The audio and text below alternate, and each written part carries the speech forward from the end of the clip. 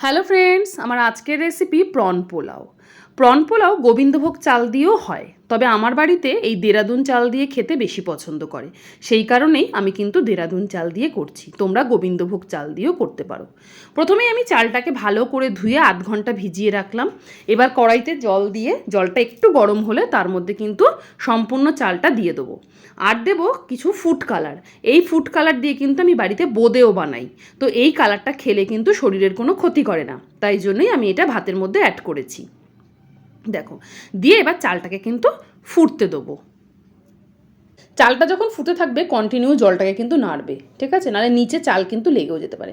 দেখো, আমার চাল কিন্তু সেদ্ধ হয়ে এসেছে। আর এই চালটা না একটু 90% সেদ্ধ করবে, পুরো 100% সেদ্ধ কিন্তু করবে না, কারণ এটাকে কড়াইতে আবার বানাতে হবে, তখন কিন্তু পোলাও দলা পাকিয়ে যাবে। যদিও দেরাদুন রাইস দলা পাকানোর সম্ভাবনা খুবই কম, তাও তোমাদেরকে আমি বলে দিলাম।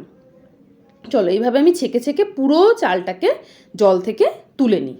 এই দেখো, আমার জল থেকে পুরো চালটা তোলা হয়ে গেছে। কত ঝরঝরে হয়েছে ভাতটা, দেখেছো? এদিকে একটা মশলা তৈরি করে নিলাম। মিক্সির পেস্টে একটু পেঁয়াজ আর কাঁচা লঙ্কা দিয়ে কিন্তু আমি একটা মশলার পেস্ট তৈরি করে নিলাম, কারণ আদা রসুনের পেস্ট আমার বাড়িতে কড়াই থাকে ফ্রিজে সব সময়। এদিকে গোটা গরম মশলা ফোড়ন দিলাম। গোটা গরম মশলা ফোড়ন দিয়ে ওই মিক্সিতে তৈরি করে রাখা পেস্টটা ঢেলে দিলাম। আমি এর মধ্যে কিন্তু শুকনো লঙ্কা দেবো না, আমি কাঁচা লঙ্কা দিয়েই করি।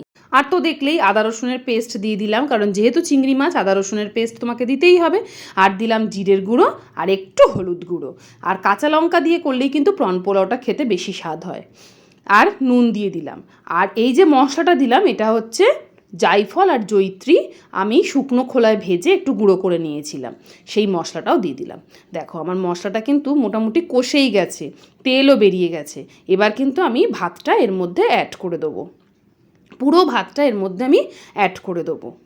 জায়ফল আর জয়িত্রীর গুঁড়ো না দিলে কিন্তু প্রন পোলাও হবে না। প্রন পোলাও কেন, কোনো পোলাওই হবে না, কারণ আমি যেহেতু এতে গোলাপ জল বা আতর কিছুই দিচ্ছি না। আমার বাড়িতে কেউই এই সেন্টটাকে পছন্দ করে না, এই সেন্টটা শুধু বিরিয়ানিতেই পছন্দ করে, তাই কিন্তু জায়ফল জয়িত্রীর গুঁড়ো দিতেই হবে। আর দিলাম চিনি, তবে চিনি কিন্তু নর্মাল বাসন্তী পোলাওয়ের মতো দেবে না, সামান্য দেবে, কারণ নর্মাল বাসন্তী পোলাও কিন্তু একটু মিষ্টি মিষ্টি হয়, আর এটা কিন্তু একটু ঝাল মিষ্টি হবে, সেই জন্য লঙ্কাটাও যেমন দিতে হবে, মিষ্টিটাও কিন্তু ব্যালেন্স করে দিতে হবে। এই দেখো, রেডি আমার প্রন পোলাও। কেমন হয়েছে জানিও কিন্তু আমাকে কমেন্ট করে। চিকেন কষা, মাটন কষা, চিংড়ি মাছের মালাইকারি, এমনকি নিরামিষ কাশ্মীরি আলুর দম, নর্মাল আলুর দম, সব দিয়ে খেতে কিন্তু এটা দারুণ লাগে। আজ তাহলে আসি, দেখা হবে আবার একটা নতুন ভিডিওর সঙ্গে। আজকের মতো টাটা।